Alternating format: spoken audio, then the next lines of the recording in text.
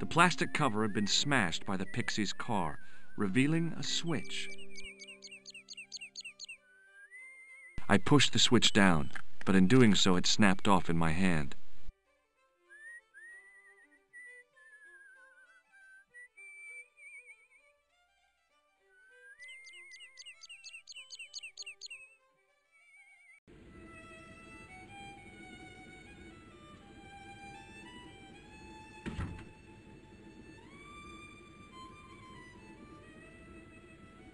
Excuse me, Mr. O'Brien. Hello there. What now? The boy told me Fitzgerald was driven away in the car that hit him. McGuire is always spinning wild yarns. I don't know where he gets them from. Television, I expect, or comics. If I was you, I'd take what he says with a generous pinch of salt. McGuire's tale about the car sounds quite plausible to me. He says the driver was dressed like a leprechaun. That boy has a head full of fluffy toys. Goodbye for now. Hey! Hello there again, mister. What do you know about leprechauns, Doyle? Leprechauns? Is it the little people you're talking about?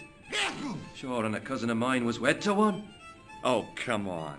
Do you really expect me to believe that? It's the truth, I'm telling you. She fell asleep on a fairy ring, see. When she woke up, there he was. A little fella, all in green.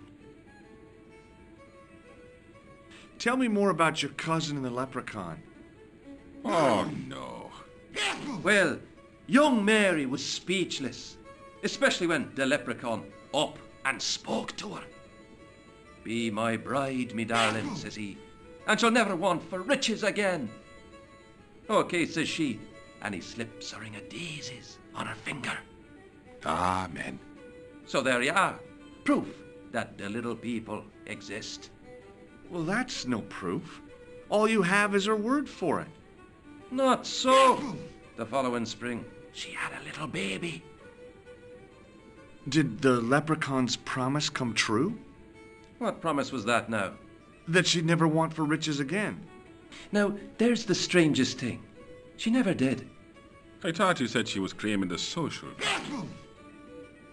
Indeed, Mr. O'Brien, but there's riches and riches. She told me, Pat, she says, that little darling boy is all the riches in the world to me. Bye for now. I was about to reach for the pump when I came to my senses. A rash move like that in a strange country with strange customs could be my last.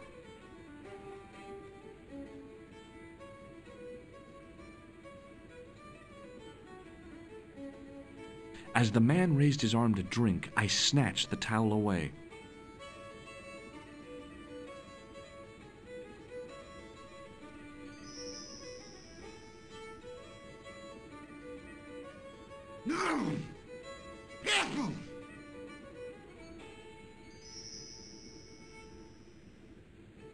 Somehow, I'd managed to drink the thick, sweet brew. I felt strangely compelled to order another, even though my every instinct warned me against it. Excuse me? Yes, sir? Do you know Sean Fitzgerald very well? I know him enough not to sell him more than 2 pints. He's like a kid when he gets a few beers inside him. I'm not surprised. He's on medication for his nerves. There's nothing wrong with his nerves. He's just screwy. May I have another beer, please? Certainly, sir. Same again? Yeah, please. How is this stuff made? That's the secret of the master brewer, sir. Each barrel is lovingly manhandled in time-honoured fashion, suspended on skillfully tied ropes of the finest hemp, lowered into the cellar utilising the forces of original gravity, like manna from heaven.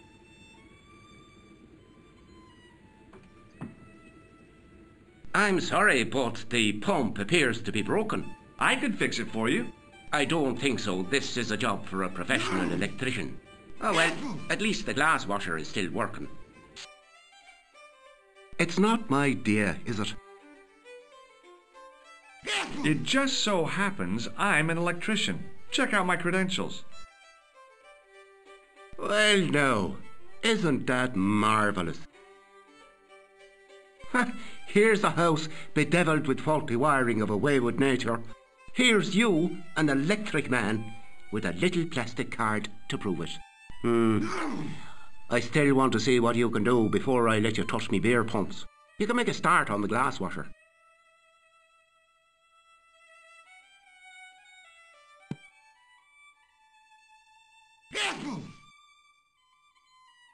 When you finish that, will you take a look at the pumps?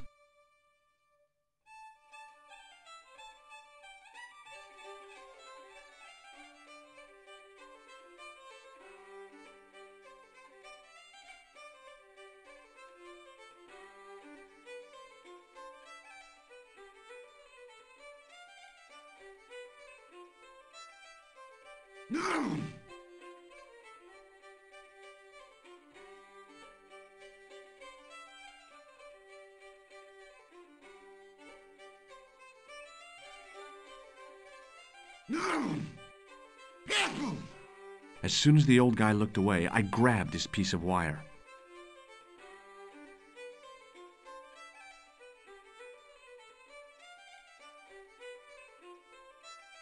No! I used all my knowledge of electrical engineering to examine the plug. Seemed fine to me.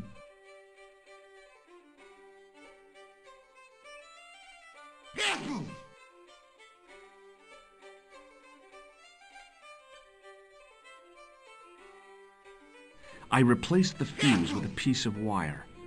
I knew it was dangerous, but I was desperate enough to disregard everything I knew about standard safety precautions. Excuse me, Mr. Leary. I fixed your glass washer, no problem. Bingo! And a blessing to all the saints. A free half-pint to that man, on the house.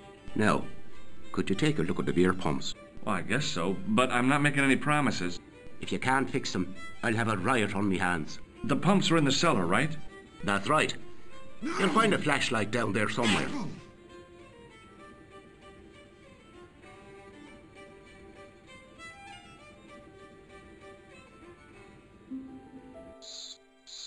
What a dumb place to store a flashlight. A dark cellar. The only way I was going to find anything down there was to feel around.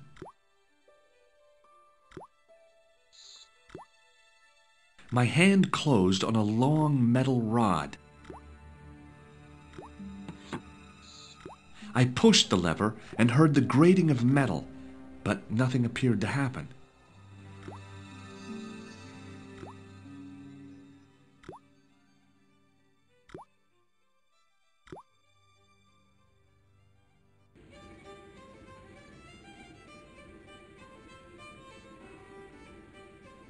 No!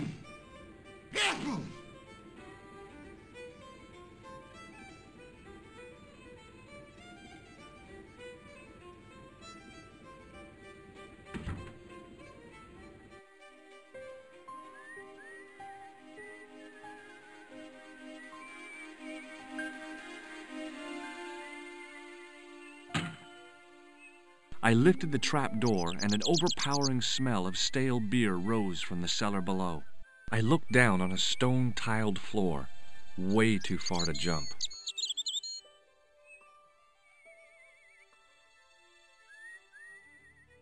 Excuse me. There was a nasty feeling in my guts I usually associated with light opera. It was Khan.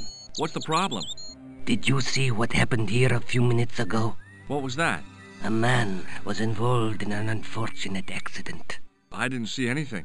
What about the boy? He doesn't know anything either. The kid, well, you know how it is in these rural communities. Not enough genes to go round. I prayed McGuire had the sense to keep his mouth shut. Was the guy hurt bad? He's been taken care of, but he thinks he dropped a small parcel. You didn't happen to find it, did you? If I had, I would have taken it to the police. Of course. Thank you.